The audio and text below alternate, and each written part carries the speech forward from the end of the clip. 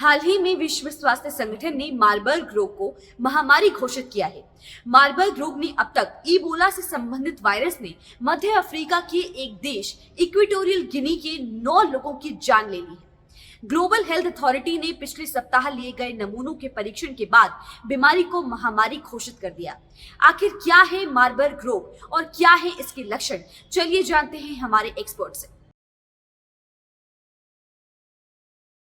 Marburg virus basically Ebola virus, जिसके बारे में आप सबने सुना होगा, उसी के ही सेम फैमिली को बिलोंग करता है, जिसे फाइलो वायरस कहते हैं।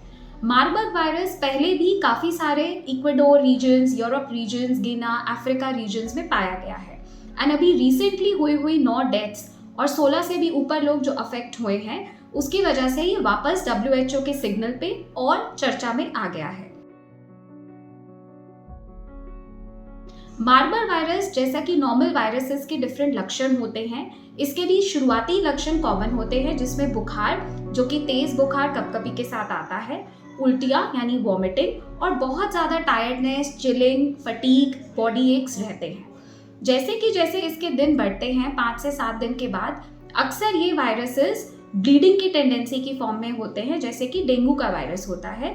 नाक से ब्लीडिंग, माउथ से ब्लीडिंग, पेट, इंटेस्टाइन से ब्लीडिंग, यूरिन के थ्रू ब्लीडिंग भी इसके नेक्स्ट लेवल सिम्टम्स होते हैं।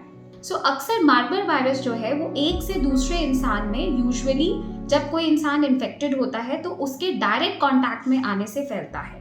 अक्सर ये खांसी जुकाम से फैलने वाला यूजुअल वायरसेस नहीं है, बट अगर आप इन्फेक्टेड हैं तो आपके body fluids, secretions, urine, saliva यानी बलगम, उनके थ्रू अगर कोई और पर्सन कंटामिनेट हो जाए या उससे टच हो जाए तो ये वायरस उनके शरीर में जा सकता है। अक्सर डॉक्टर्स या लेबोरेटरी लोगों को, जब ये वायरसेस हम लैब्स में हैंडल कर सकते हैं, एक्सीडेंटली एक्सपोज हो सकते हैं। ये यूजुअल फिनोमिनाज और ये यूजुअल मोड्स होते हैं जो उसके ट्रांसमिशन के होते हैं। बात आती है इसके ट्रीटमेंट की। तो अगर ये सिम्टम्स बहुत ज़्यादा बढ़ रहे हैं, एंटीवायरल यानी कि वायरस के अगेंस्ट काम करने वाली दवाइयाँ मार्बर्ग वायरस के लिए भी अप्रूव्ड हैं। And recently favipiravir and remdesivir, जो अक्सर हम लोगों ने कोविड के दौरान बहुत यूज़ की है, वो इस वायरस पे भी काम करती है और अप्रूव्ड दवाई है इसके यूसेज के लिए।